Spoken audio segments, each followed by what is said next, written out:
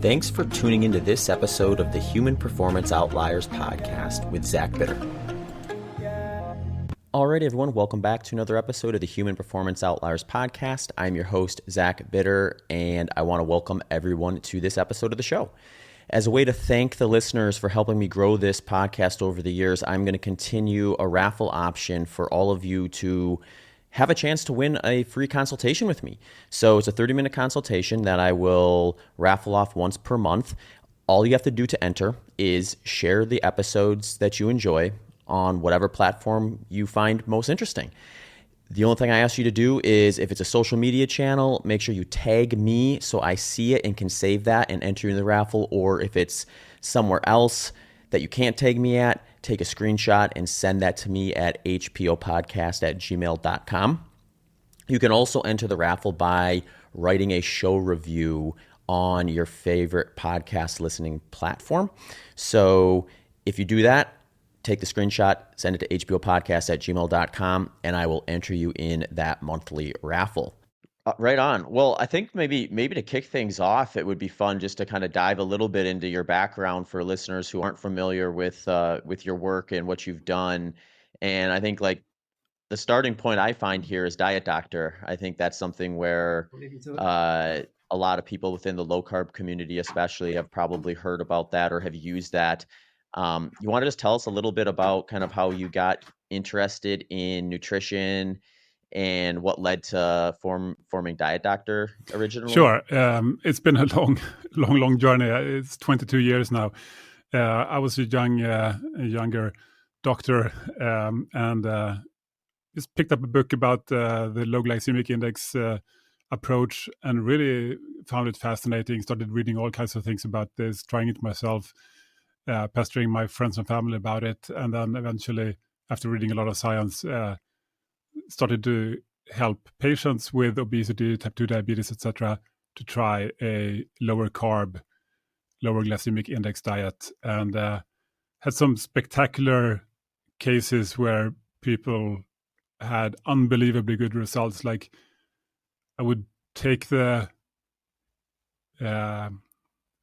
test results and show it to my colleagues, and they were like, because I've never seen anything like that. And I was like, okay, these people, they've been working for 20 years. They probably have seen something like this, but they're like, no, they had never seen anything like it either. So I was so fascinated by that, I got totally into it, read everything I could find, and eventually found out that there wasn't really any good. Certainly, there was no good information in Swedish, so I started a Swedish blog. A website became the biggest health blog in Sweden. And then I saw, hey, actually what we're doing here is perhaps better than anything in the English language as well. So maybe we should start an English website, and that is Diet Doctor, turned into the biggest low-carb focused website in the world. So it's been a long, interesting journey. Another really formative I guess factor was reading Gary Taubes back in 2007, Good Calories, Bad Calories. Read it a few times, very persuasive at the time. So I was totally into low carb, and clearly that is an approach that works really well for a lot of people. And then in the last 5 or 10 years, I guess, learned even more. Learned that low carb, while it's a promising, helpful approach for a lot of people, it's not the only way that works. There are other ways that can also be helpful for obesity, for metabolic health, diabetes, hypertension, all these sort of cluster of conditions that drive all our top chronic diseases and are really foundational to be healthy and well functioning. So together with Dr. Ted Nyman, we developed a new approach that sort of takes all of these core factors and puts them together in a way. It explains why every diet works. Like you could do a whole foods, plant-based diet and be pretty successful. You can do a carnivore diet and be pretty successful. Well, those are absolute opposites. How can you do two things that are opposites and get good results either way. Or you could do a low carb diet, or you could do a low fat diet. Actually, there are some people who do quite well on a low fat whole foods diet. Again, how can you get good results doing the absolute opposite? Even people with diabetes can get good results sometimes from an extremely low fat diet. It's very, very hard to explain with the low carb theory. So I find it fascinating that there actually is a way to put all these black swans together. You know, taking any sort of specific low carb approach, a carnivore approach, or a vegan approach, you can only explain what you see in your own community. You can't explain the people who do the opposite. But with this approach we're taking now, you can actually explain potentially all of it in theory. I find that super that's exciting. what actually. Likewise, I mean, that's what kind of led me to your stuff actually was, my introduction into nutrition was very much through the lens of I like to run. I'm good enough at this where I should be paying attention to more than just the training input. And that led me to nutrition. So I went through kind of like the typical endurance nutrition phase of more moderate to high carbohydrate. And that didn't seem to be problematic for me at all when I was racing kind of more traditional distances. It wasn't until I got into like ultra marathon where I started seeing some application for a lower carbohydrate approach, at least enough to get curious. And then I tried that and it worked very well for me. So my first thought was like, wow, what is this and why isn't everyone else doing it? And then you kind of get further into the research, and just as low carb has gotten more kind of, I would say, not necessarily more research, although there has been that too. We also have this scenario where low carb ketogenic diets have been around for a long, long time, but what's changed throughout that timeline is the food environment and just the way people engage with everything essentially nowadays. So it's like, where's the application for this type of an approach in the grander scheme of things? And the first thing I kind of realized was there is no very specific way of eating that has even reasonably good adherence rates. So at that point, my thought was, well, if we have like dietary guidelines that are so strict or strict enough that it kind of pigeonholes everybody into a relatively specific way of eating, it's going to fail at a population level because you're just going to be such low adherence rates.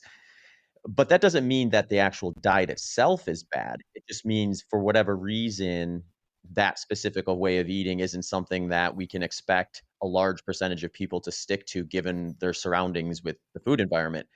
So then that leads me to think, well, then we need options. We need to have a bunch of options so people can sort of explore which of these inputs is actually going to be something they can sustain and stick to versus having this kind of yo-yo effect of, all right, I could stick to that ketogenic diet for 6 months and I fell off and gained back on my weight, or I stuck to that vegan diet for 6 months and then I felt like my energies just tanked, so I had to switch back. And you have all those other scenarios where all these dietary kind of tribes and groups have their like poster boy like success stories, but then all the other ones have their list of like epic failures where they bring in someone who tried it and failed badly, and then it's like you have this like, if you're an outside observer, you're sort of looking at it like, well, how, like you described, how do you have this person who's just swearing by the success they had and this other person talking about how miserable it made them feel? And yeah, and that's kind of what led me to like your current work with Hava and satiety per calorie approach, because it did seem like it was more of an umbrella where the inputs are pretty wide open, and then it's just kind of more scored based on how that food will likely impact satiety. So then when someone is deciding maybe they do want to follow a low carbohydrate approach, they can see where those inputs actually put them and maybe what that would do for their weight goals or something like that. Or if they want to do a completely different dietary approach, they have that option too. It doesn't necessarily exclude them if they want to kind of move around those different inputs. Yeah, exactly. You could benefit from this if you're low carb or if you're not low carb, and you can also use it to troubleshoot your approach. Like, let's say you're on a low carb diet, or let's say a vegan diet, and you're not having the results that you want, even though you're pretty strict on the carbs, or you're only eating vegan foods and still you're not getting the results you want. What do?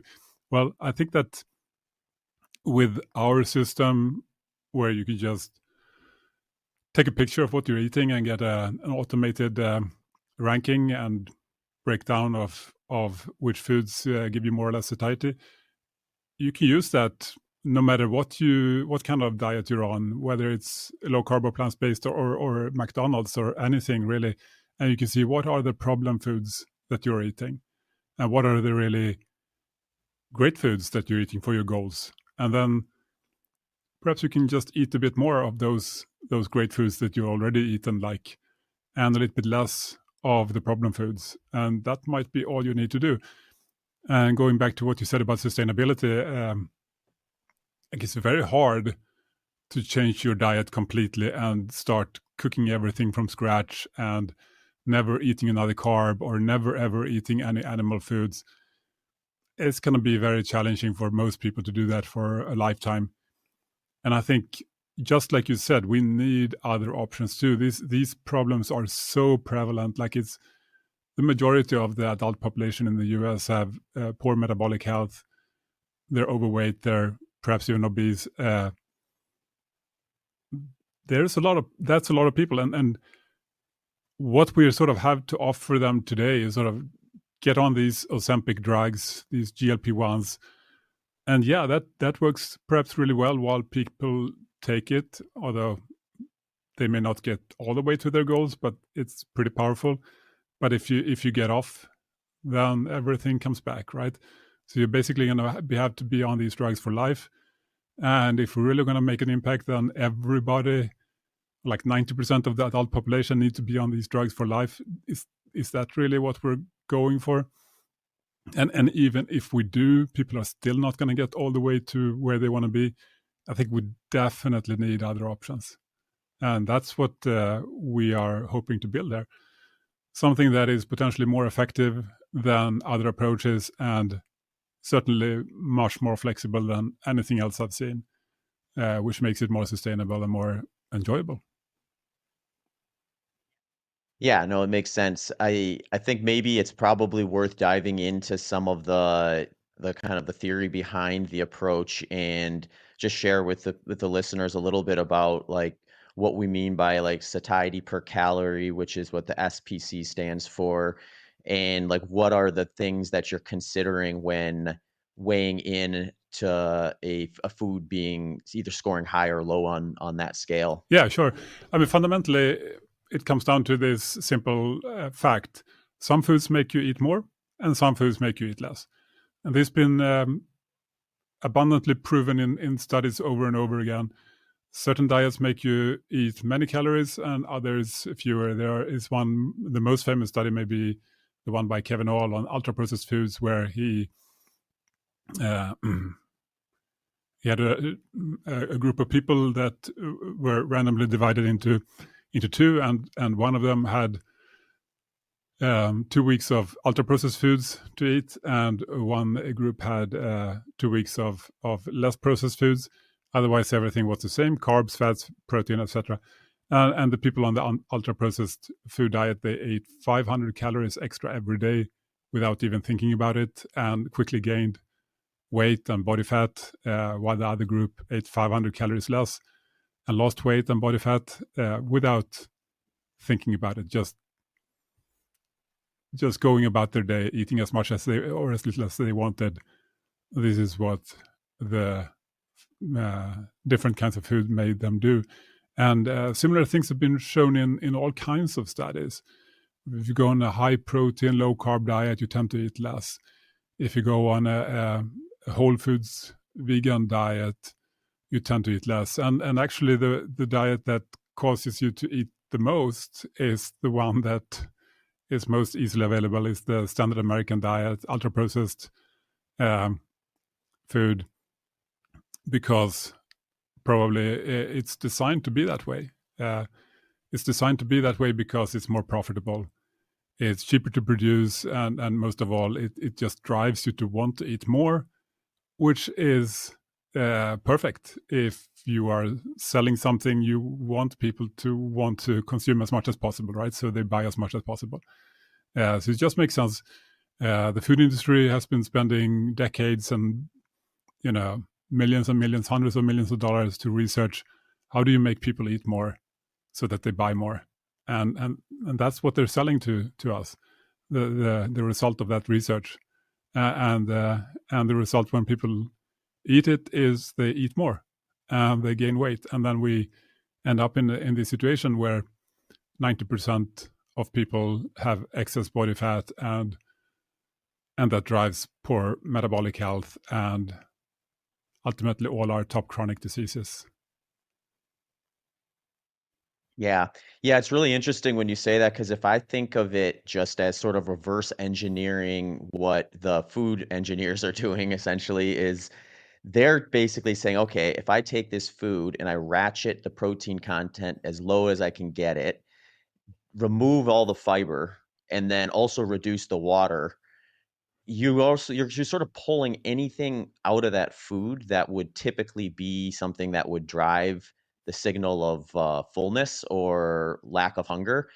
And yeah, then you're going to eat way more of it. And by the time you realize you've eaten way too much of it, you've already kind of, plowed through that bag of potato chips or whatever it happens to be, versus a scenario where, like, if you're on your end of the spectrum where you're like, I'm trying to get people to eat less, but not do it in a way where they're sitting there meticulously counting calories, then you want to sort of leverage those aspects that these food manufacturers are removing or putting them back, essentially, if that sounds like that's kind of the approach. Yeah, exactly. I guess I didn't fully answer your question. I got into the problem sort of that we have. But yeah, our approach with the satiety per calorie is just, as you say, to slowly or quickly, depending on how people want to do it, pull in the other direction.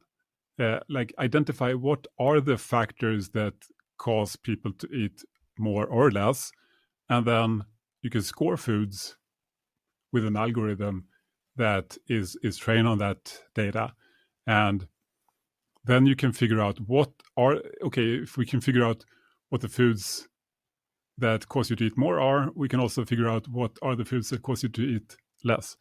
And just like you said, they tend to be full of nutrition, higher in protein, higher in fiber, also lower in energy density, so more water in the food, and less of these sort of hyperpalatable combinations, fat and sugar together, fat and salt together. Think of chocolate, ice cream, salted potato chips, salted nuts.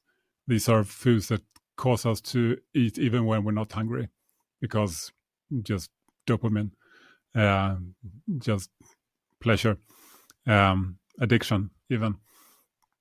So what we've done is to take this sort of complexity where we have a number of factors that interact and drive us to eat more or drive us to eat less, and then build a system and an app that makes this whole thing super, super simple, because all this data is way too much to figure out on your own. I mean, the beauty of let's say a Mediterranean diet or a low-carb diet or a vegan diet is that they are simple to understand. Just avoid animal products or avoid carbohydrates. Very simple. Problem is that it's only one aspect of reality, and you're getting a very rough approach that doesn't take everything into account. And then problem with that is it's not as effective as it could be, and it's not as flexible as it could be. And if you do the opposite approach, where you try to take in all this data, how much protein is it compared to how many carbs and fats, and how much fiber, and what's the weight of this food, and the calories per weight, like the energy density, and are there any hyperpalatable combinations here, and how do I weigh this factor versus that factor? and then do that for every ingredient and everything you eat, you wouldn't do anything else. Like it's too complex, so you can't do it. But you can outsource all that work to technology, to an app, and then you can have the best of both worlds. You can eat your cookie and have it too, in a sense, because you get an approach that is potentially more effective and also far more flexible and enjoyable, and it's still simple to do. So that's the beauty of it. Here are some discounts and promos for HPO sponsors. Also, just a reminder, I have a full breakdown of how I use each of these products at the end of the episode, so stick around to hear that if interested. Otherwise, head over to the websites. S-Fuels, if you're interested in right fuel at right time approach, check out their second generation products that just launched. You can get a 15% discount by heading to their site. Also, if you want to try a free sample pack for the cost of shipping, there is a link in the show notes and on the episode landing page that will get you access to that. Otherwise, head over to sfuelsgolonger.com. Janji Apparel has 10% off with promo code BITTER10. Janji makes some great training apparel. I use it in the gym and on runs. You also have a really cool product I've been using a lot lately, which is their multi-pass mini and sling bag. I would definitely recommend checking those out. Element Electrolytes has a free sample pack with a purchase of their product and a satisfaction guarantee, which just means if you don't like it, you get your money back, no questions asked. You don't even have to return the product. They also just launched a new product called Sparkle, which is a 16-ounce carbonated can with the Element flavors in it. This one's great. I've been using it in my long runs recently. Delta G Ketones has 20% off with promo code BITTER20, and they also offer a free consultation to help you better understand how their product would maybe fit your lifestyle and figure out what protocol would be best with that. So head over to deltagketones.com to check out their products and access that discount.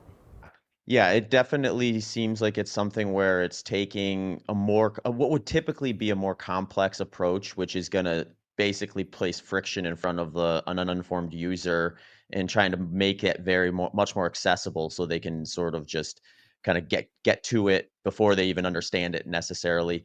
I wanted to ask you, because it sounds like there's like you're kind of taking this approach where if we look at the reason different dietary approaches are successful, they're often pulling a lever. Like you mentioned, low carb is exactly. pulling this lever of, well, if we have you minimize carbs to a drastic degree, you're going to probably eat less because you've removed an entire macronutrient.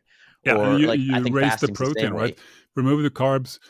Mm-hmm. Generally, a low carb diet will be quite high in protein, which is a powerful satiety signal.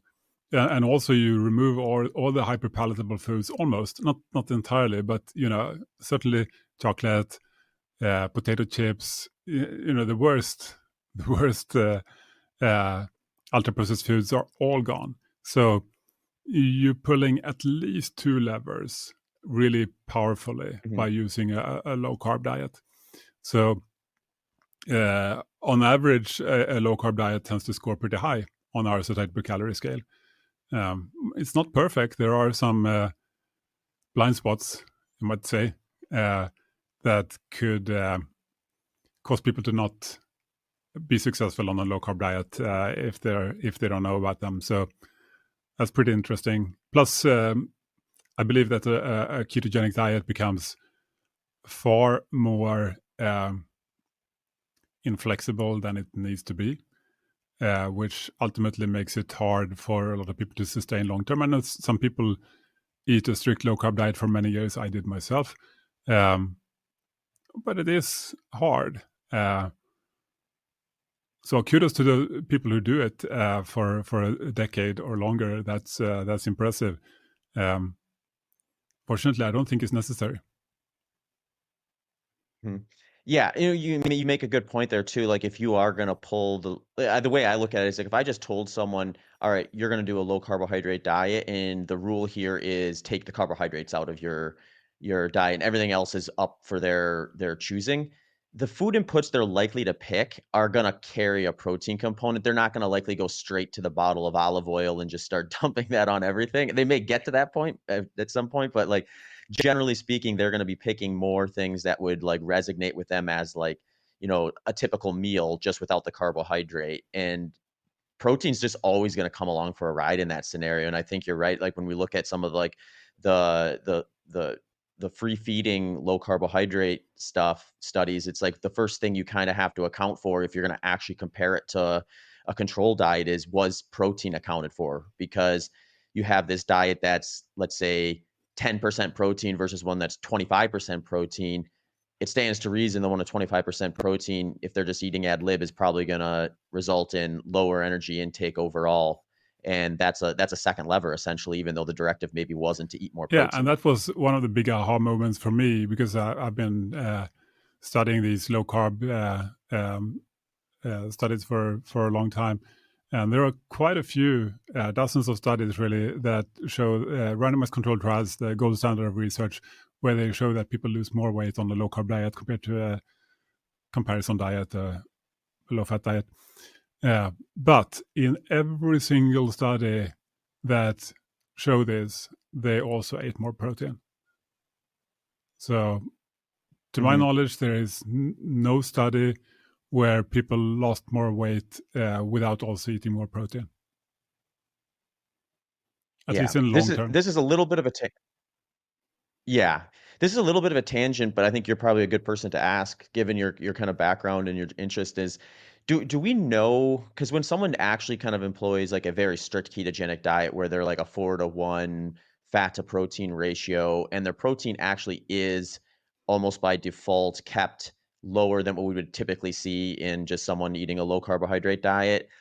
And a lot of times these folks will report that they have this like insane level of satiety.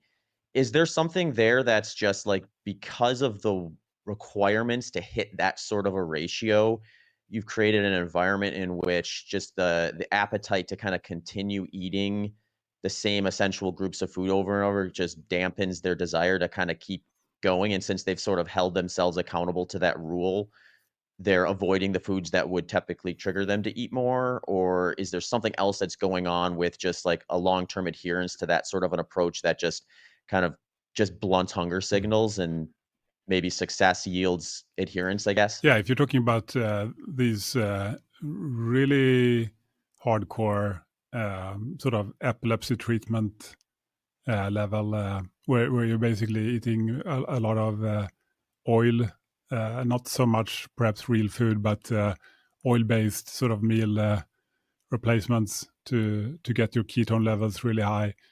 This is usually for pediatric epilepsy treatment or something. I think you're on the right track there, that you get likely a sensory specific satiety. It's just not very pleasant to eat. I mean, for most people, certainly wouldn't be for me at least, to eat mostly oil. It doesn't drive you to overeat. It's almost like the opposite of hyperpalatability. It's actively unpalatable, perhaps, if it's like, eat this oil and that's all you have. It will not likely cause overeating. You will be it's sort of like the opposite of hyperpalatable foods in a way. Unpalatable foods. Yeah. Yeah, it's really interesting. I think it kind of touches on what we were talking about before, where you're just going to have like the majority of people, they're not going to walk into our food environment and default to that. And they're also, if they do try it, it's just a low likelihood that they're going to stick with it.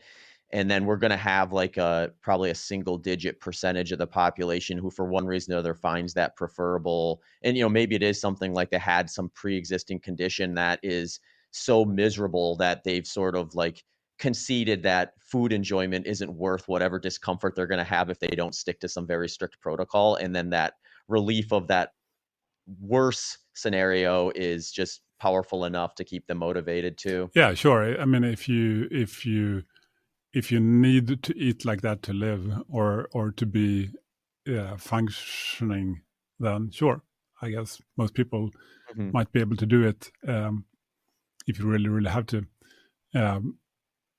But I think very few people are going to stick to, or one would like to do that unless they really have to.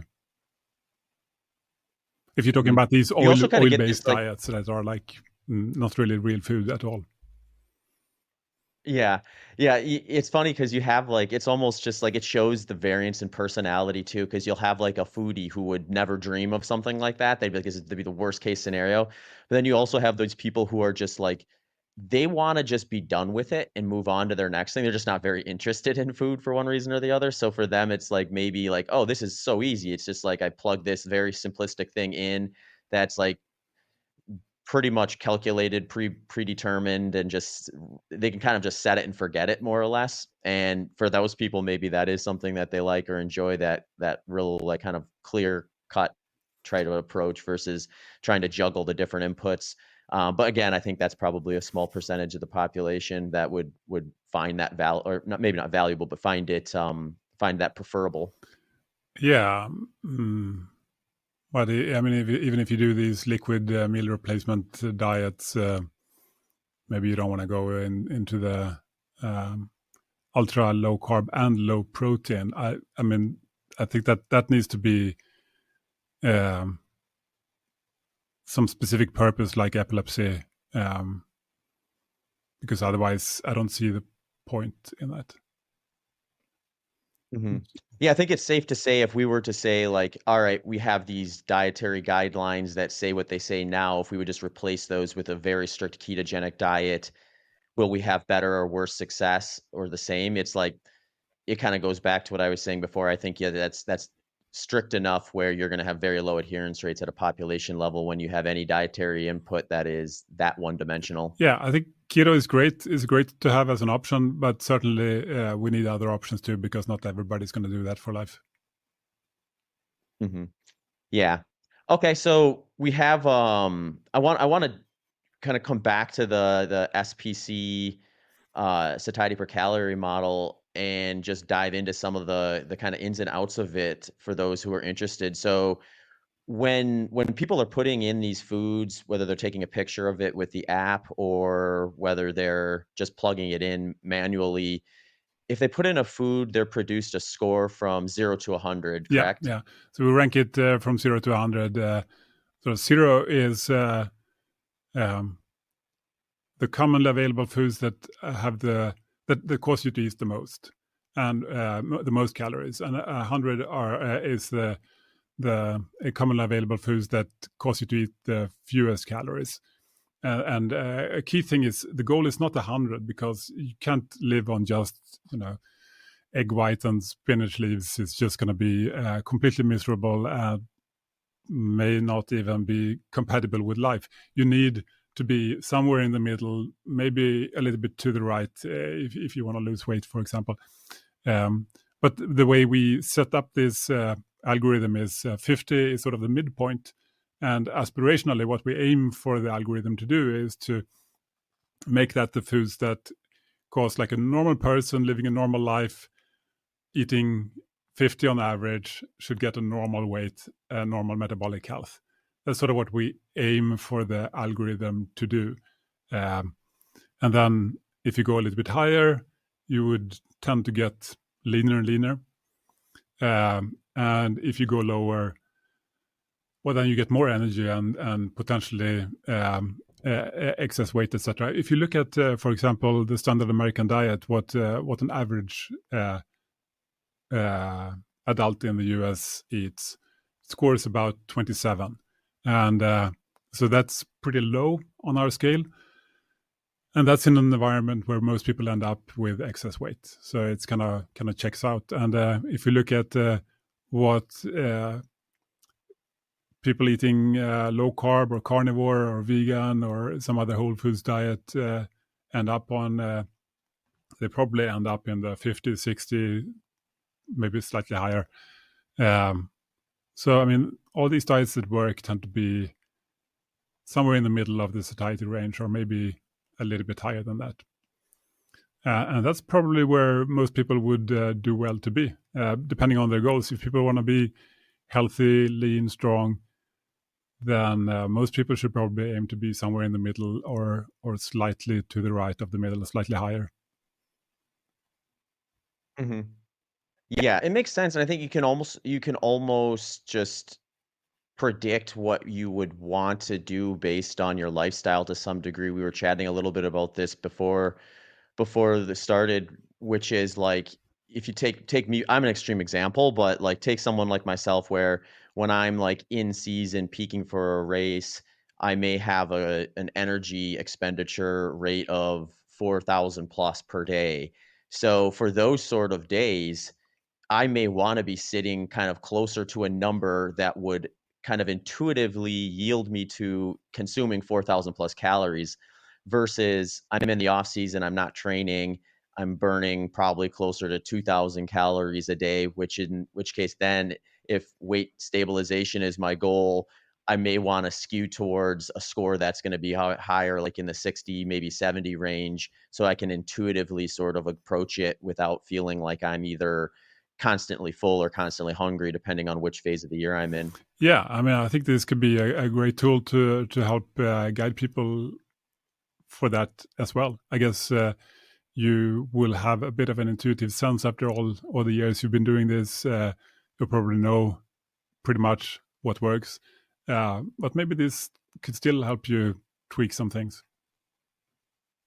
Mhm. Well, I think of it for like a lot of my coaching clients too, where they'll have sort of a protocol that we find is working well for them during the season, and then they finish their race and then the off season, and they're sort of in, if it's the first time we've gone through it, they're like, well, now what do I do? Because I don't want to be eating these exact same things. Do I just reduce a little bit of every one of that and just kind of go with that route, or do I change things altogether? And I think where a tool like this would be useful for them is they can sort of maintain the the sort of schedule or this basic scaffolding of what they're doing, but look at it through the lens of, well, for breakfast my meal had these three components and that averaged a 30.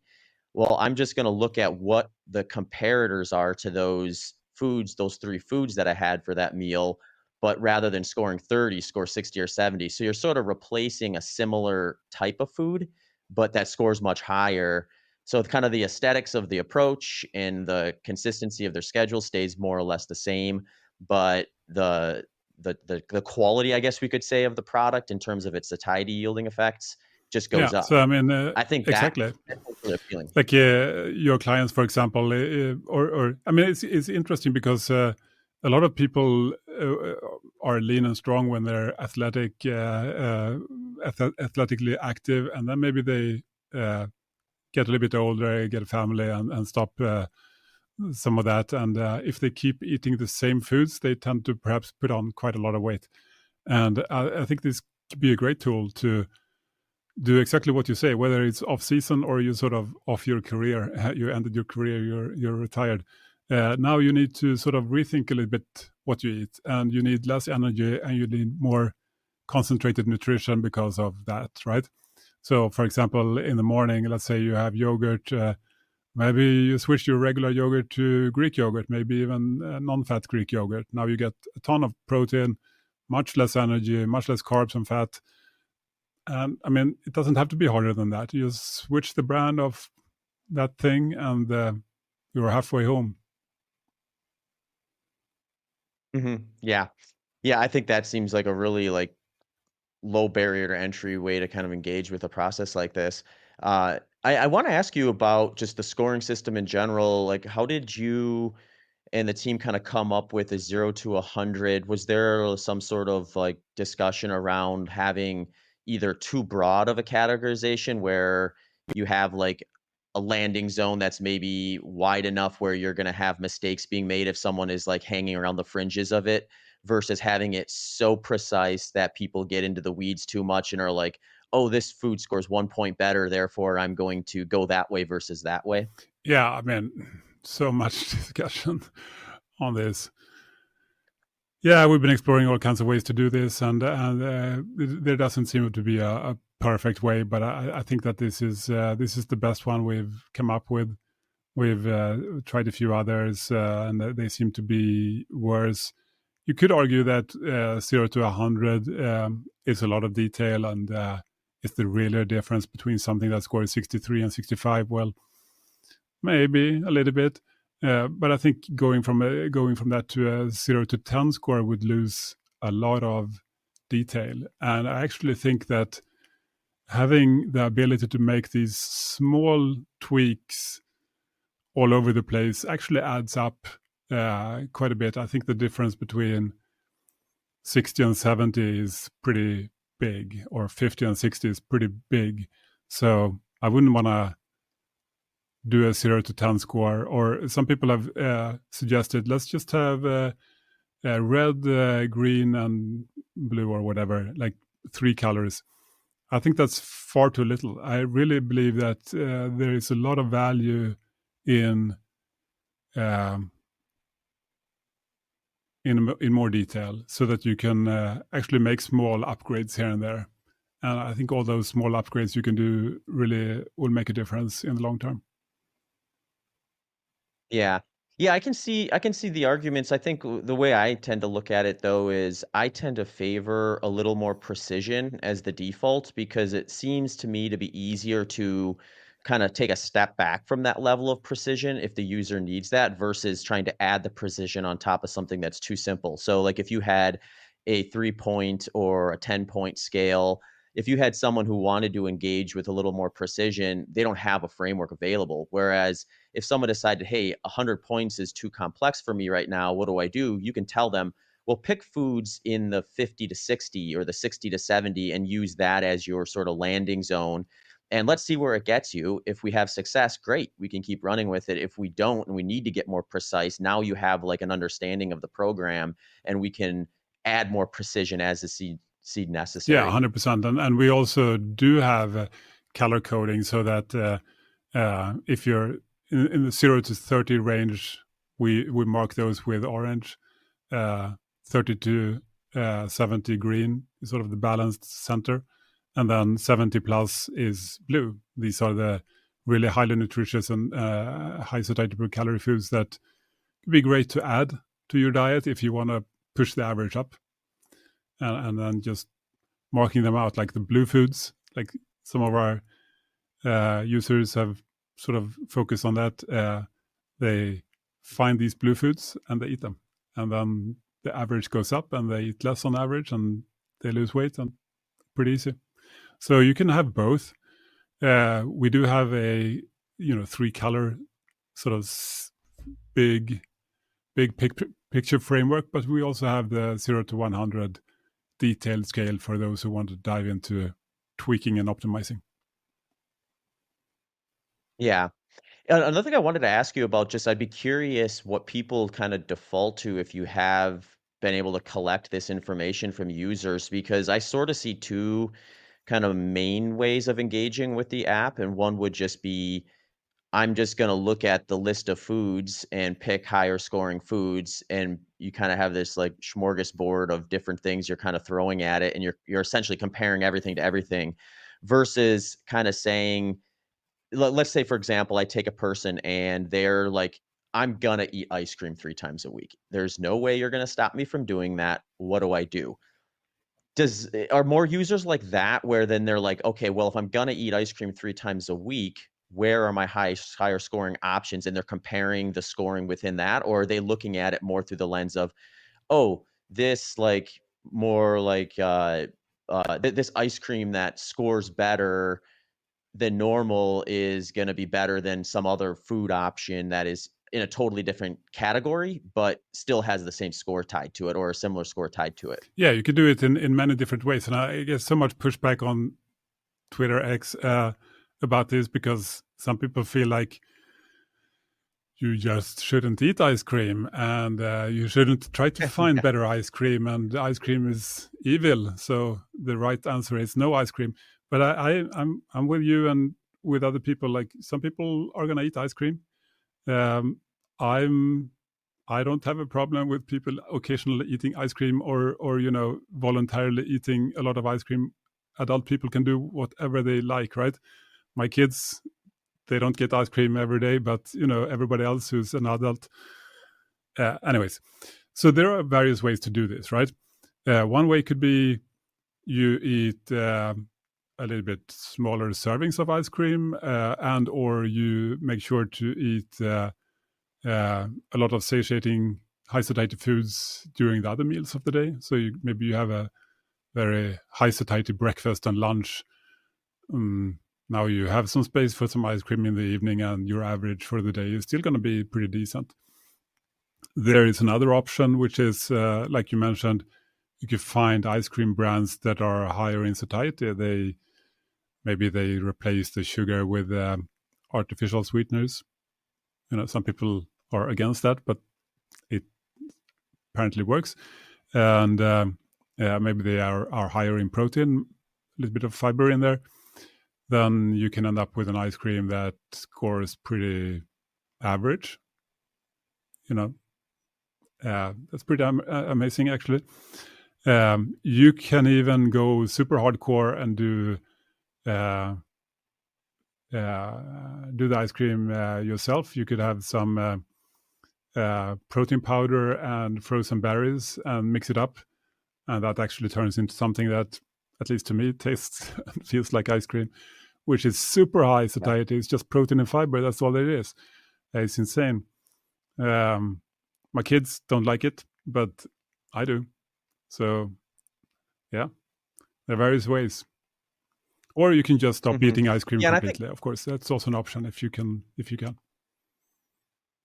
But you raise a good point. A lot of listeners are going to have kids, and those kids are going to probably have ice cream from time to time. So if you have a quart of ice cream in your freezer, and the family's having ice cream, and you want to kind of engage with the activity, if the question for you is, do I eat this like low scoring ice cream or this homemade ice cream that I also have for me, then you're not necessarily kind of avoiding that ritual or that like kind of communal experience, I guess you could say, but doing it in a way that's likely to kind of yield a better outcome down the road if you do it routinely. Yeah, exactly. I think that with a tool such as ours, it becomes very flexible and may not be for everybody. Some people, maybe they are addicted to ice cream or foods like that, and once they start, they can't stop. And in that case, maybe it is better to just never eat it.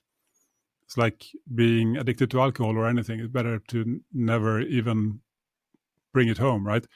But if you can eat it occasionally with no major issues, then there are various ways to do that and still reach your goals when it comes to health and weight. Yeah, and it could even be kind of like we were talking about before too, where let's say you're an endurance athlete and during your season you're eating the full low scoring ice cream version, and then maybe in your off season you're skewing more towards the higher scoring one, and that's your kind of, I don't have to change my kind of evening experience of having some ice cream for dessert. I just change what that ice cream is actually made out of. Absolutely. Makes perfect sense. Yeah, I want to jump into kind of just some of the different levers that you're using, because it looks kind of like you took an evidence-based approach of like, we have good data that would suggest like fiber on average tends to be more satiety inducing, protein tends to be satiety inducing, not removing the water from your fruit. So like a good example of this would be like grapes versus raisins or something like that, or like a banana versus like dehydrated banana chips. These are things where like if you eat the whole version of it, you're never going to get anywhere near the amount you could get down with the dehydrated version.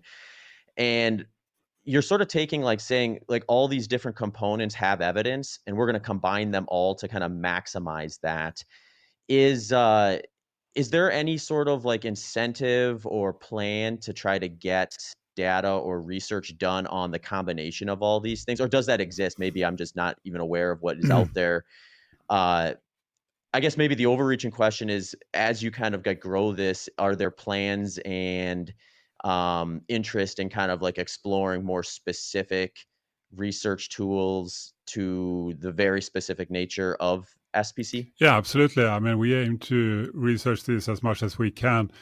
I do think that some people online may be a little bit naive about the work involved, and also missing the point of actually this power that we have in that we can leverage all the existing research all the top quality randomized controlled trials on any kind of diet that people eat ad lib, meaning, to as much or as little as you want.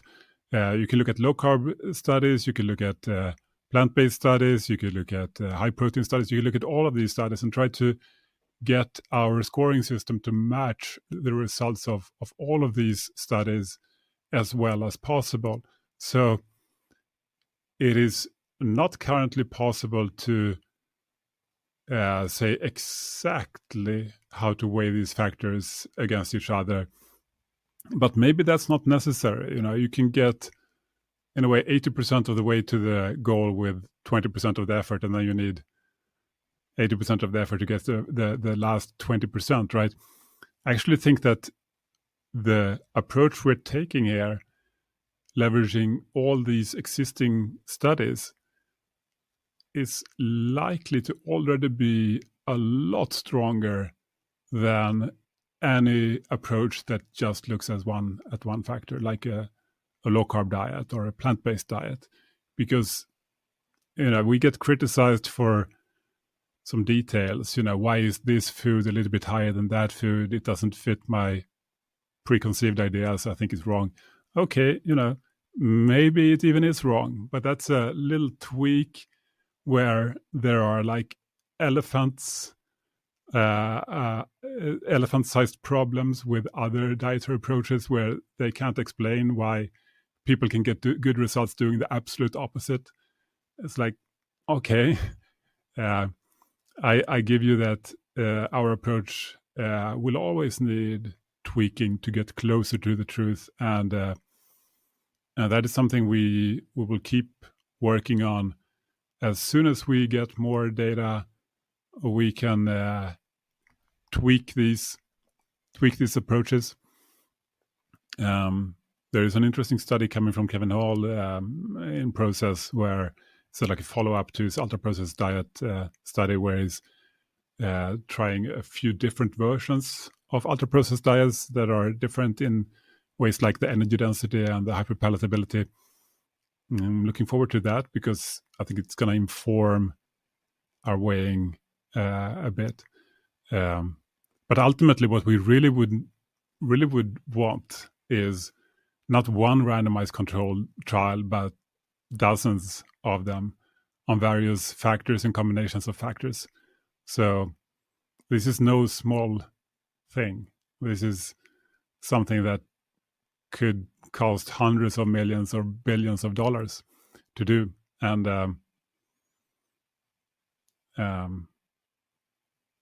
it's just harder than people may realize.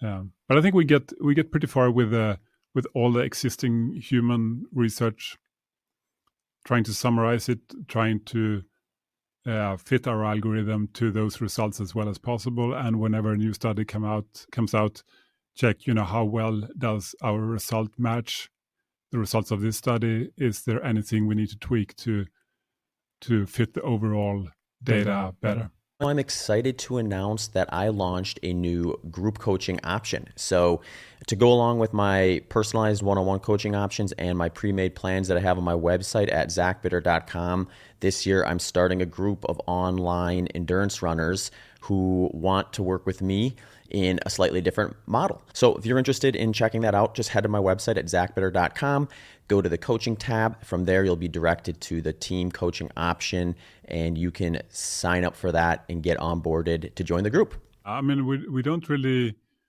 focus so much on feedback from the users because I think trying to figure out the satiety per calorie of what you eat is very, very challenging, especially the per calorie part is extremely challenging.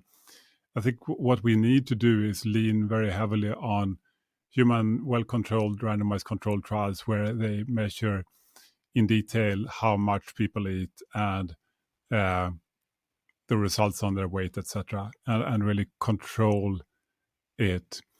So I think certainly listening to feedback from our users for a million things, but when it comes to the exact scoring of foods, I think we have to lean very heavily on well-controlled randomized human studies.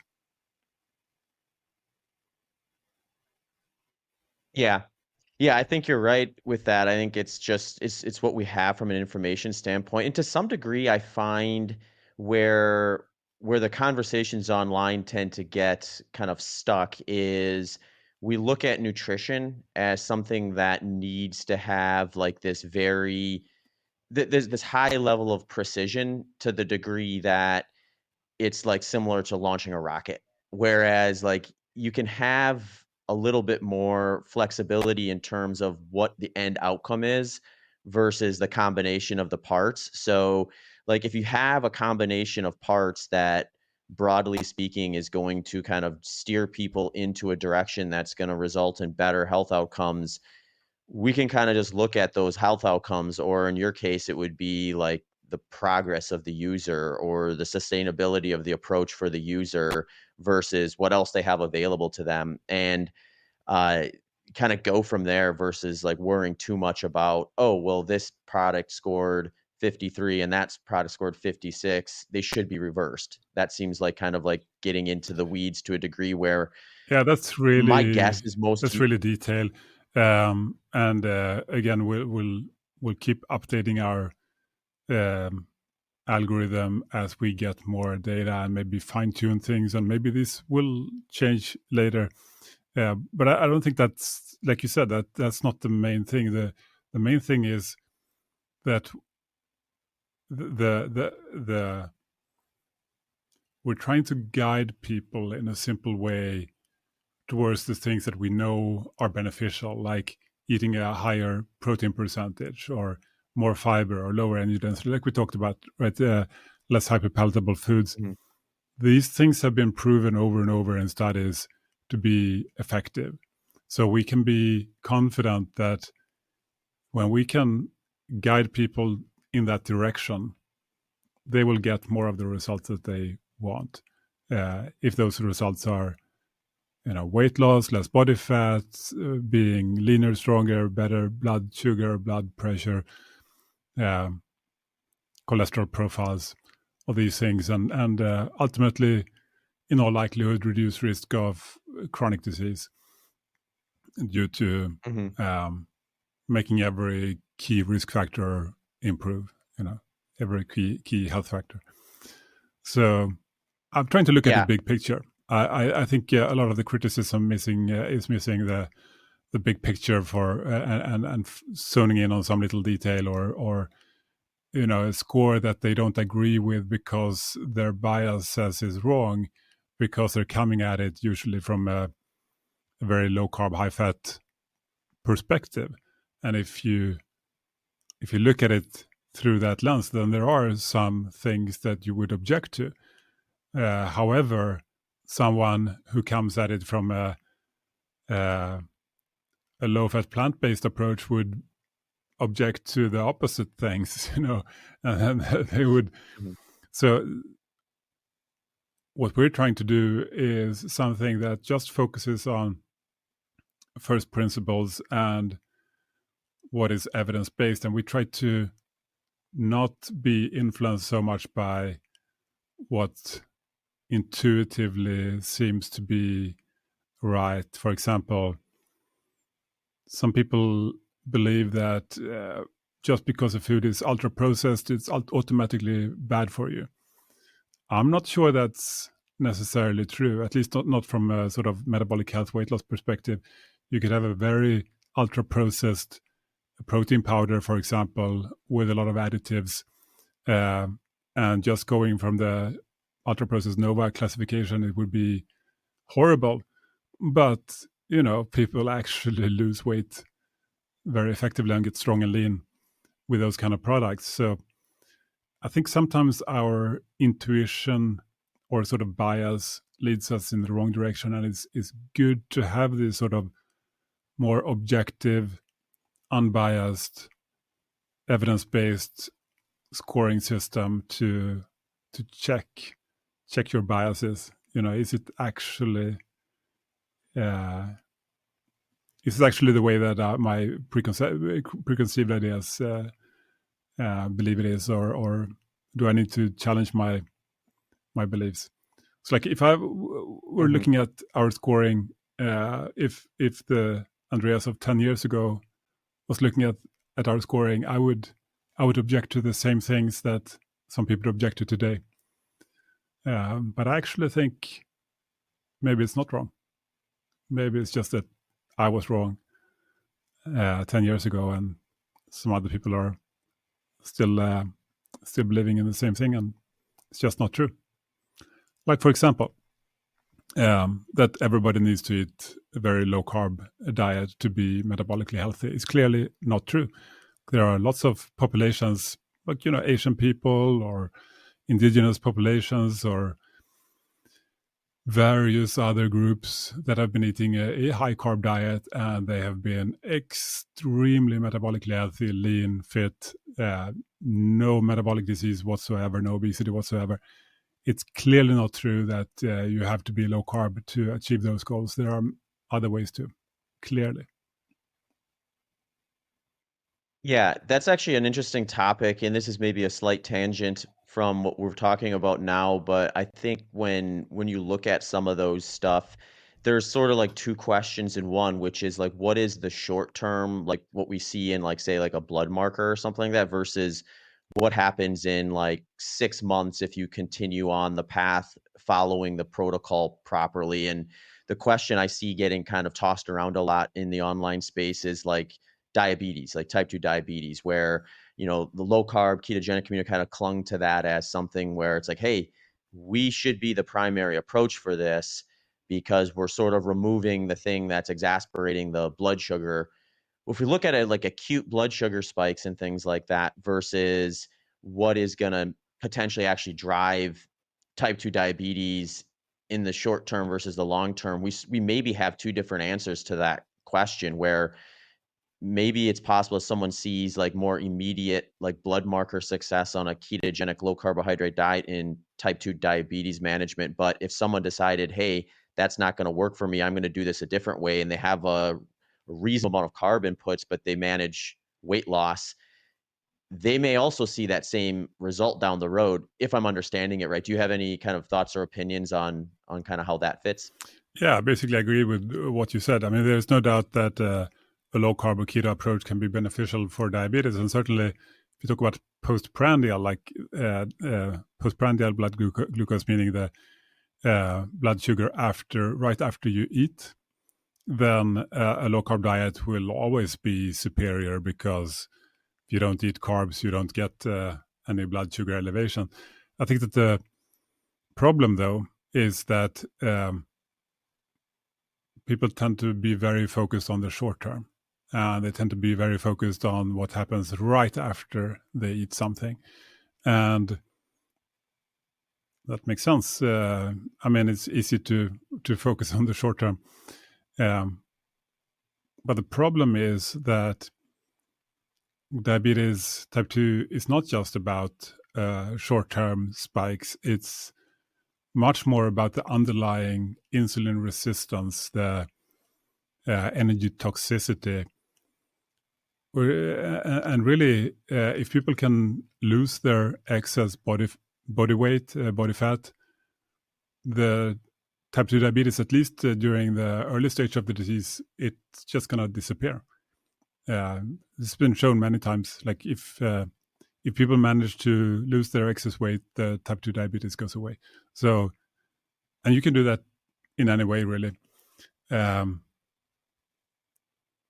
whether low carb or not low carb is possible.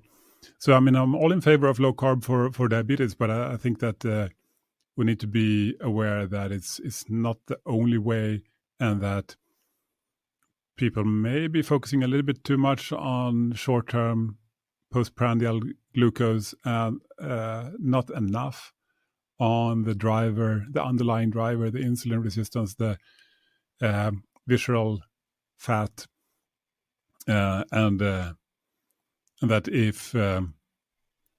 if you add a lot of fat to your diet, for example, to maybe reduce the postprandial spikes, that may stop you from losing that excess body fat, and thus may stop you from reversing your type 2 diabetes.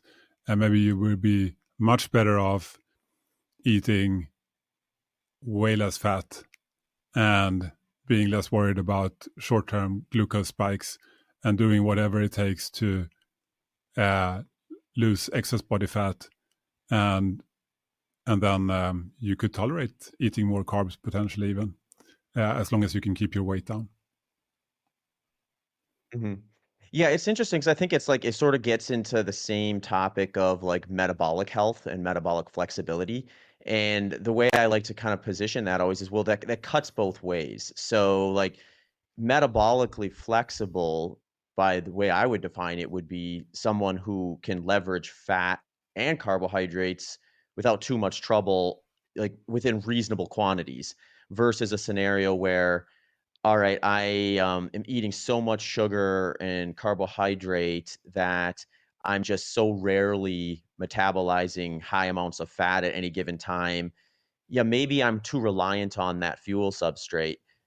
The alternative, though, that I think when you get the both sides of that kind of spectrum arguing, is they don't want to acknowledge their own metabolic inflexibility. Where now, if I go strict ketogenic or zero carb, quote unquote, yeah, I may not have some of those like surface level issues, but I'm essentially building a structure that's not flexible metabolically to tolerate really any reasonable amount of carbohydrate. So at that point, it's kind of like, where is the landing zone that you want to be in? And if you want to be able to have like some carbohydrates in your daily diet, then eliminating them altogether is not the option you're looking for. And it's not the option that's going to yield the flexibility metabolically that you're probably looking for either. And yeah, so I think it's like it's worth to kind of explore kind of both of those extremes, and they sort of have the same problem. But Yeah, as I online agree. I mean, this conversations is used to. a touchy subject. Clearly, a ketogenic diet is one option that can work quite well for a lot of people. But like you say, if you do that long term, then you are really making yourself inflexible metabolically. You are going to be intolerant to carbohydrates in the short term. Like even a small amount of carbohydrates is going to make your blood glucose skyrocket, and then you get, if you have a CGM, a continuous glucose monitor, you might get alarmed by this spike from just a small amount of carbs, and now you get even more afraid of carbs and you avoid it even more. But you're really backing yourself into a corner and becoming ever more metabolically inflexible, ever more intolerant to carbohydrates. And it may not be optimal because it may not be the highest satiety per calorie diet, which means that may be harder than necessary to lose that excess body fat by doing a super strict keto diet. So it may not be optimal, and maybe it's actually beneficial to include a little bit of unrefined, high fiber carbohydrates, and back down a little bit on the fat in order to be able to do that. Have a high protein diet, of course, high protein, unrefined food, unprocessed foods that are, high protein, high fiber, low energy density, avoiding hyperpalatable foods. And then, by doing that, you get a high satiety per calorie. It means you eat fewer calories. It means you lose excess body fat over time. And now your insulin resistance goes down because your excess body fat is slowly melting away. That means that you get more and more tolerant for eating a little bit of carbohydrates, and you could imagine slowly losing weight, being metabolically flexible, being able to eat a little bit of carbohydrates, a little bit of fat, and I think that's possibly more optimal than doing it the strict ketogenic way. At least it's probably more sustainable for a lot of people because you get a more flexible diet, more options to eat. Yeah. I'm also curious about what SPC thinks, or if they have any plans for like what the micronutrient total would be with any given input. Is that something where it's like that's important, but it's an additional step that you're going to want to take once you come up with a dietary pattern that you like, in terms of trying to make sure you're more or less within range on those. Or I'm curious kind of just where things fall. Like, if people are typically following the program, are they just have a higher likelihood of hitting their micronutrient totals? Or is that something that people need to be concerned with as they're kind of getting into things? Yeah, it's a great question. The main answer is that micronutrients tend to come with protein. If we're talking about real foods, generally speaking, high protein foods are also high in micronutrients. So since our satiety per calorie model is sort of guiding people to higher protein foods, it also tends to guide them at the same time to higher micronutrient foods. It also guides people away from these hyperpalatable, ultra-processed foods, which sort of has the same effect. So I think the effect of all of this is people eating higher satiety per calorie foods will also be eating more micronutrients than they did before. So it sort of happens a little bit without having to focus specifically on that. There are some interesting things where at least some micronutrients may drive more satiety, like potassium, calcium, potentially iron to some extent. And it's possible we could build this into our model to fine tune it even more in the future. But I would argue it's really getting into the minutia, the small details. But I still think we probably will eventually add a sort of little fine tuning with that.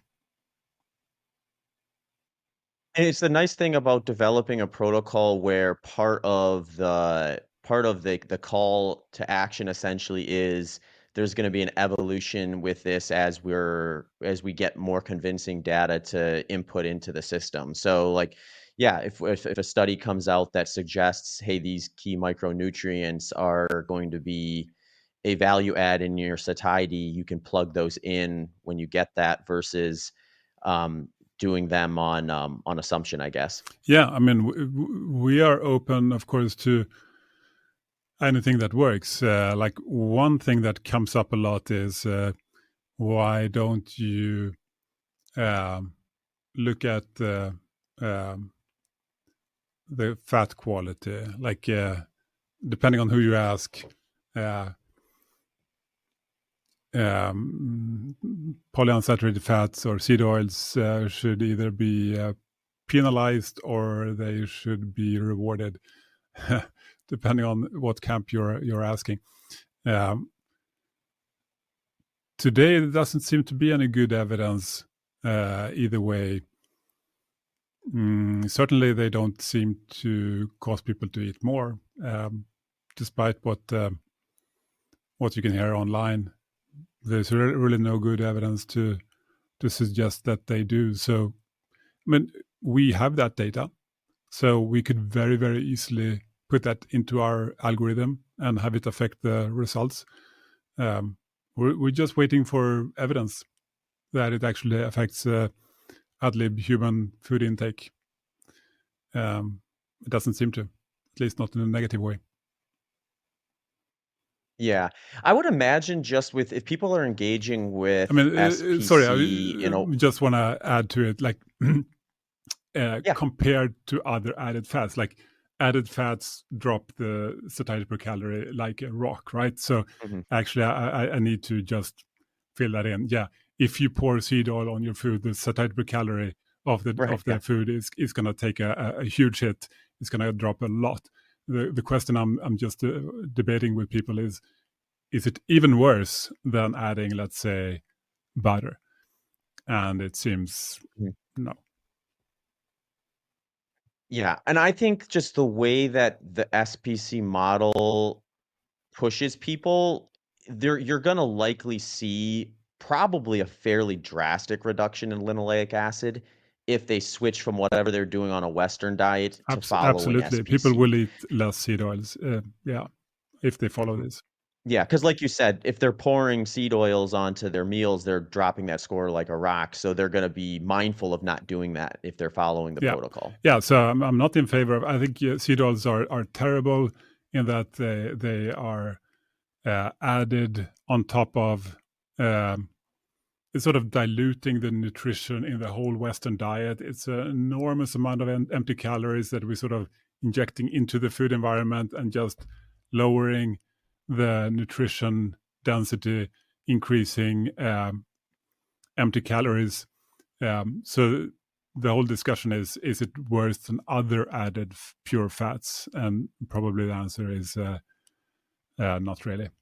But adding a bunch of pure added fats to any diet is going to lower the score for sure. Mm-hmm. Yeah. And I mean, it's actually more of a potential problem if someone is engaging with a low carb ketogenic way of eating, because that would be the scenario in which your fat intake may be high enough where having like a high load of linoleic acid is on the table versus someone engaging in a more kind of balanced approach where they're almost certainly going to reduce linoleic acid compared to whatever Western diet they were following prior. I find the topic interesting though, because I mean, I do follow a low carbohydrate diet. So like, and I have a high calorie intake sometimes too. So I could, in theory, load up on a lot of seed oils, a lot of linoleic acid as a calorie source, and potentially run into issues with that if we believe that that is of concern. I had Professor Philip Calder on the podcast a while ago, and like he kind of takes the stance that the Western diet as a whole is likely higher in linoleic acid than what would be optimal. So he sort of advocates for some reduction in linoleic acid through either substituting other seed oils that are lower in linoleic acid for ones that are higher, or a whole other fat source. And he suggests like an omega-3 source would be kind of like the biggest value add switch out, because that's kind of what you're trying to like eliminate is the competition between the DHA and EPA and linoleic acid. And where I think the conversation oftentimes gets a little bit goofy is you'll get the sort of like the real hard anti-seed oil takes where the messaging is eliminated altogether for the most part, or like you'll get a trace amounts in enough trace amounts to meet needs, so you don't have to really worry about it. But for all intents and purposes, you can essentially eliminate all seed oils or all linoleic acid. I think that's probably a step beyond what is necessary for optimal health.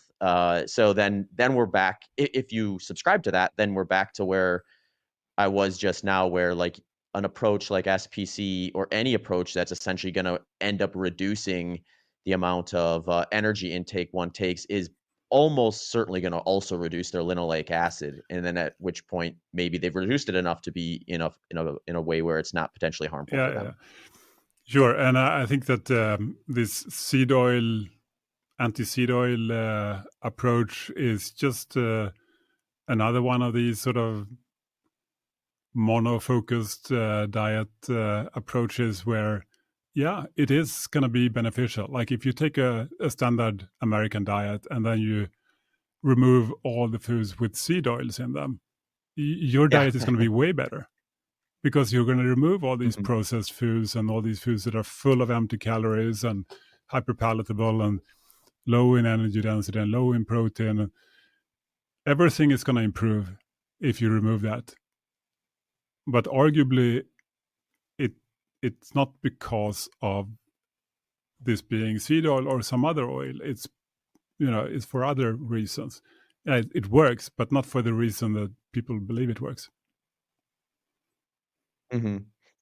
Yeah.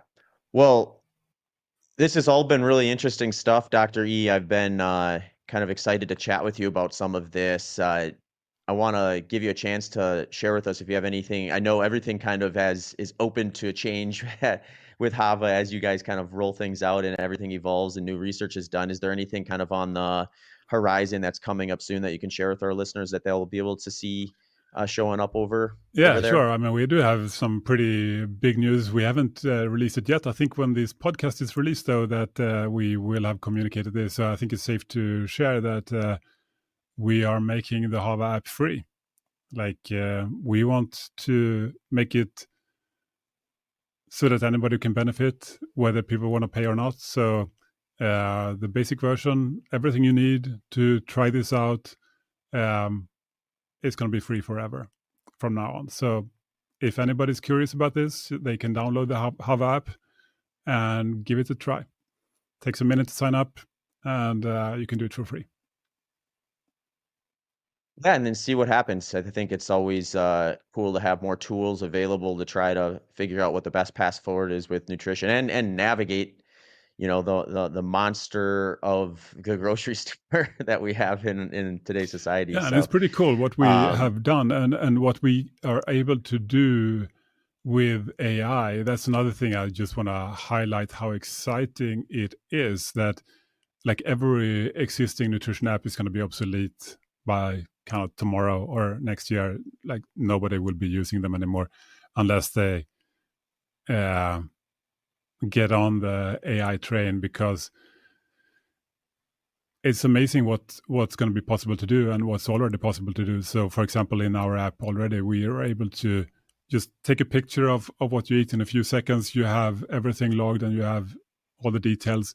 You can take a picture of any food item in the store. Like you mentioned, you're in the store. It's difficult to know what to eat and not to eat. You can just take a picture of any food in a couple of seconds. You will have the scoring of it, the contents.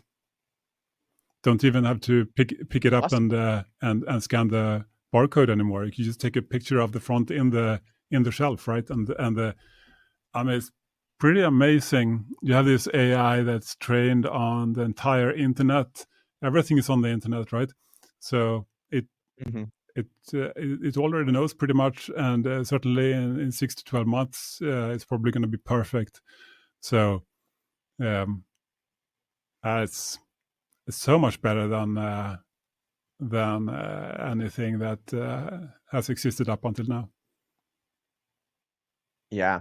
Is that something where if someone has like a plate of food, they can take a picture then? It gives them like an overall and score? all the That's awesome. components. It identifies all the ingredients, and it's actually, I think for now it's like a good human at estimating this, a good human who knows what's in all the common recipes on the internet. But the really fascinating thing is how fast this improves. So I predict that within a year, it's going to be world-class human level. Like the best human in the world would struggle to do better estimations. And give it another year, it's going to be superhuman. It's going to be better at estimating the contents of a photo than any living human. It's just inevitable, I think, that it's just a question of how long. But it's probably something like that. In a couple of years, superhuman. No human will beat it. It's and you get the results in a second. It's amazing.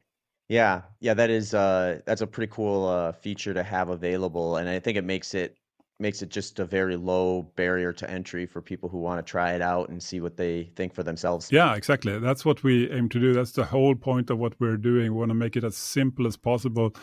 This shouldn't be only for geeks like me. This should be for anybody who's interested in eating better and getting a better health, getting a bit leaner, stronger, those kind of things. And most people want that. So we need to make it available, I think, for anybody.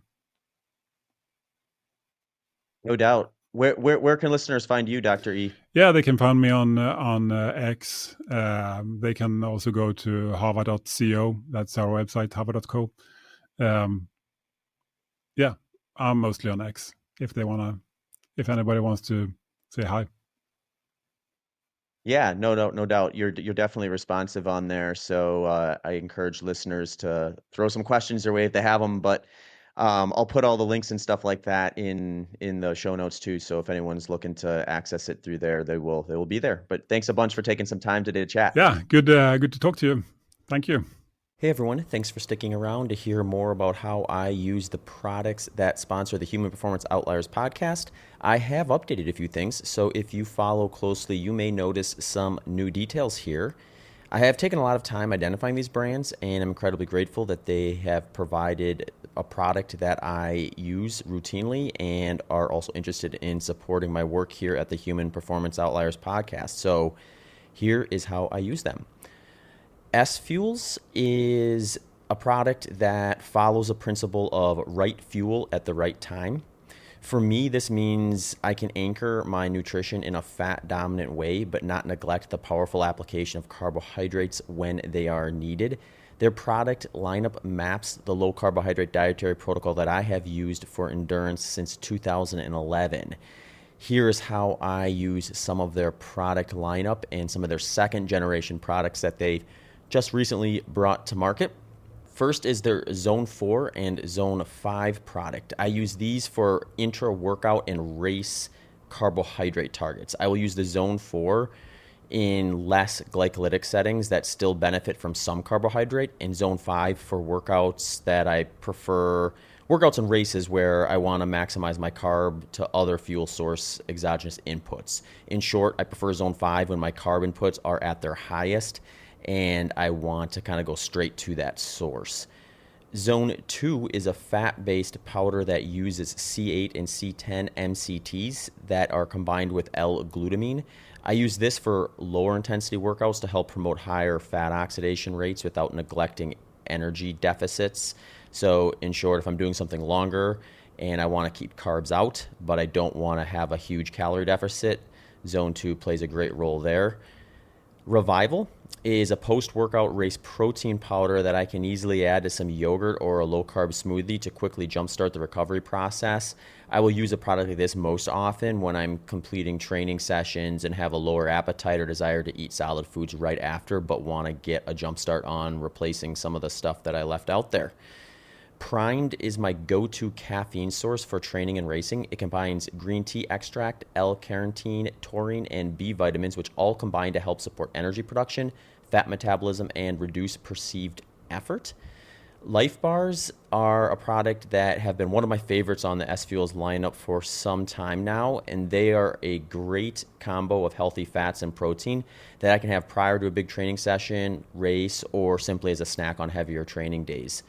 Grain-free breakfast cereal is something that I can sub in for just about any time I would have put granola on something when I was a more moderate high-carb person. So this is a good substitute for that. Oftentimes I will put it on top of things like yogurt as a topper or something like that. If you're interested in more details about their product lineup, the science behind it, and everything else, head over to sfuelsgolonger.com for up to 15% off your next order. And stay tuned for some product giveaways and promos over the course of the year. I got introduced to Janji last year and have really enjoyed having some of their products in my running and gym rotation. Janji makes pants, shorts, outerwear, tops, and accessories. Janji apparel is made with durability in mind and is backed by a 5-year run everywhere guarantee. Each design is informed by a different part of the world through collaboration with local artists and in partnership with clean water nonprofits with whom they have contributed over $1 million donated to clean water solutions. Some key features that Janji really focuses on is lightweight, breathable, moisture wicking, odor resistant, thermal regulation, and a super soft and flexible material. Here are the products that I've been using a lot so far this summer. I'm still going with the AFO middle short for very light, breathable training sessions where minimal pockets and extras are not desired. So think a very humid summer training run where I want as little on as I can get away with and feel like it's not getting bogged down with a bunch of sweat. The 5-inch multi-short. So I'll sub this one in for sessions where I do want a bit more storage capacity that is placed in the right areas or the right spots. So think things like where I put my phone, does it sit nicely? Or is there a spot to put my key where it's not flopping around or poking me in an awkward place or things like that? So I really like the 5-inch multi-short for that sort of a training session. A product I'm really excited about, which isn't necessarily a training gear per se, is the Multipass Mini and Sling Bags. These are the newest items I have started using from Janji. The only question for me is how much stuff do I need, which will determine which one of these I will bring with me. The Multipass is a great for just stashing things like your keys, wallets, phones, headphones, or any item you want to have with you, all while keeping your pockets free from clutter. It's got a nice clippable strap that you can put around your waist or over your shoulder.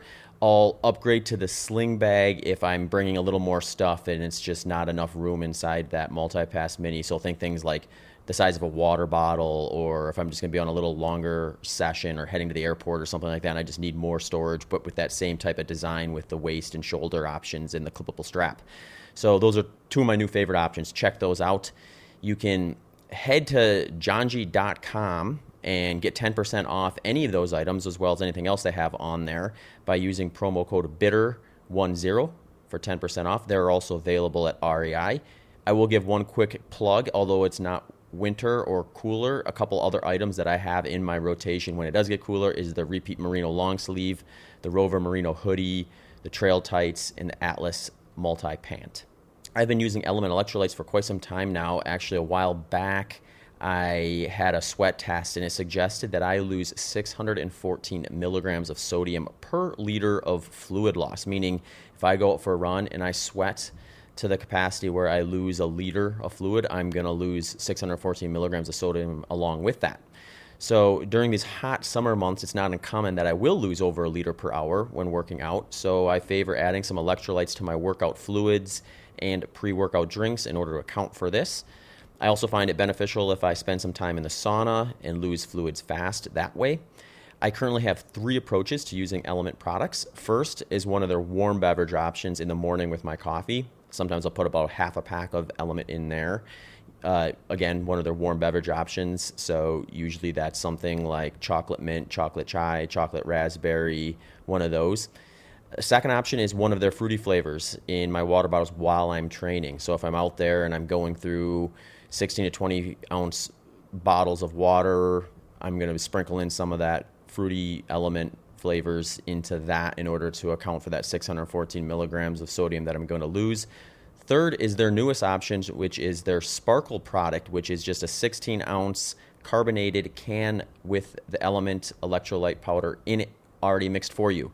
So I've been using these for long runs and before afternoon training sessions in the gym when I know my fluid loss has been high. So I've been doing a lot of long runs lately, and having a can of Sparkle there to kind of sip at in between pit stops in the heat to cool down and rehydrate have been a great new addition to my training lineup. Just a reminder, their core flavors include citrus, watermelon, orange, grapefruit, raspberry, chocolate, mango chili, and chocolate caramel. Some seasonal options include chocolate mint, chocolate chai, and chocolate raspberry. You can go to drinklmnt.com/HPO. Throw in that /HPO and you'll get prompted for a free sample pack with your purchase, and help support the Human Performance Outliers podcast along the way.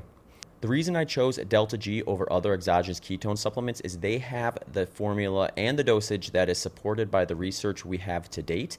They have the DARPA grant to design for special forces, 50-plus research studies, and 20-plus ongoing studies. They also have approximately 3 times the amount of ketones in their product than many of their competitors do, which can be critical for hitting the ketone target ranges that suggest potential cognitive and performance benefits. I've been playing around with my protocol a bit during this last training block, so it has changed a bit from what prior protocols you may have heard me mention on here. For like longer training sessions, these are going to be the key points that I'm going to do it. So it's going to be lower intensity but long in duration. I like the long runs. I like these for long runs and even ultra specific long runs, which tend to span beyond, say, 3 hours. And the way I will do this is I will take a bottle of Delta G Performance, that's the blue bottle I have on their website, about an hour into that training session. And then if that session goes beyond 3 hours, I will take a second one. If it doesn't, I will still take a second one post long run as a way to kind of kickstart things for whatever's coming up next. If you're interested in hearing more about it, I did record an episode with Brian McMahon. It's episode 351, Exogenous Ketones and Performance. And if you're also interested in checking more out about the product and signing up for a free consultation to find out how it would maybe fit your lifestyle, you can head to deltagketones.com. Feel free to throw in a promo code BITTER20 for 20% off your purchase of Delta G Ketones. Thanks for tuning into this episode of the Human Performance Outliers podcast with Zach Bitter.